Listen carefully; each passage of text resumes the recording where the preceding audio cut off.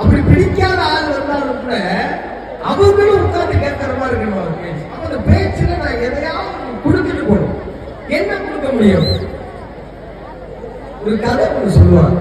நம்ம நல்லா படிக்க ஆரம்பிச்சிட்டோம். இந்த பெட்ரோலுக்கு எங்கேயா போறதுன்னு கேள்வி. ஒரு இளைஞனை கூப்பிட்டு கடவுள் என்ன சொன்னாரா, இந்த முதல் ரூமுக்குள்ள போதும் எப்படின்னா, முதல் ரூமுக்குள்ள போயிருக்காங்க. ஒரு வயசான அம்மா கையில சாப்பாடோட உட்காந்துருக்காங்க. இப்ப இந்த அம்மா அந்த பையன் என்ன செய்யறாரு, மண்ணை அள்ளி அந்த சாப்பாடுல போடுன்றாரு கடவுள். ஐயோ இவ்வளவு பெரிய பாவத்தை செய்ய நீங்க, வயசான அம்மா அவங்க சோத்துல மண்ணு போடலாமா, நான் அந்த ரூம்ல இருக்க மாட்டேன் போட்டாங்க. ரெண்டாவது ரூம் போயிருக்காங்க.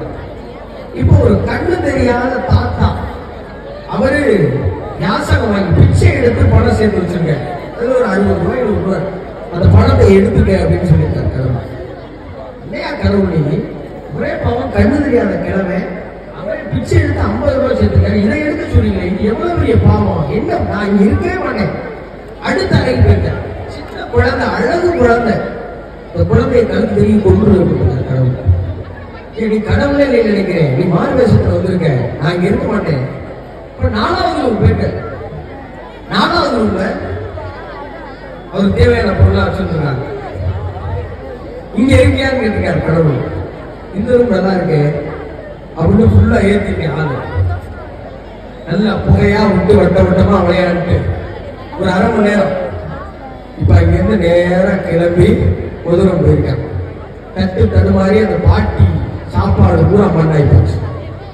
அங்கிருந்து கிளம்பி சைடிஸ் வாங்குறது 2வது ரூம்ல, இந்த கண்டு தெரியாத கிளம்பி தட்டுல இருந்து காசை பூரா எடுத்தாச்சு. 3வது ரூம்ல வந்து பச்சை குழந்தை அழுது கழுத்து திரும்பி கொண்டு. மனிதன் மனிதனாக இருக்கும் வரை எந்த பாவத்தையும் செய்வதில்லை. மனிதன் மிருகமாக மாறுகிற போது இது எல்லாத்தையும் செய்யறான். இப்ப உங்க கரஸ்பாண்டன்ட் என்கிட்ட சொன்னது, தம்பி இந்த பிள்ளைகள்கிட்ட இது ஒண்ணு மட்டும் சொல்லிட்டு போங்க, எனக்கு நல்லா ஞாபகம் வரும். இதே கல்லூரில என் வீட்டு மாடியில இருந்து வெளியில வரும்போது காலையில 8:30 மணி இருக்கும். ஒரு 11வது 12வது படிக்கிற 2 பசங்க நின்று புகை விட்டுக்கிட்டு இருந்தாங்க காலையில 8 மணிக்கு. அப்புறம் என் பசங்க கேட்டேன், என்னமா அப்புறம் காலையில சிகரெட் பிடிக்கிறாங்க, ஸ்கூல் பசங்க மாதிரி இருக்காங்க. நான் சொன்னேன், இது சிகரெட் இல்ல மாப்பிள்ள, வேற. இது சிகரெட் இல்ல, வேற. ரொம்ப வழியா இருக்கு, ரொம்ப கஷ்டமா இருக்கு.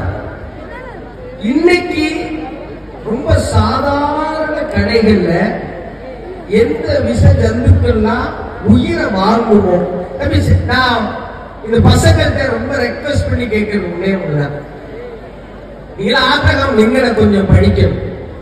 ஆப்ரகாம் லிங்கன் ஏன் தாடி வச்சிருக்காரு யாருக்கா தெரியுமா?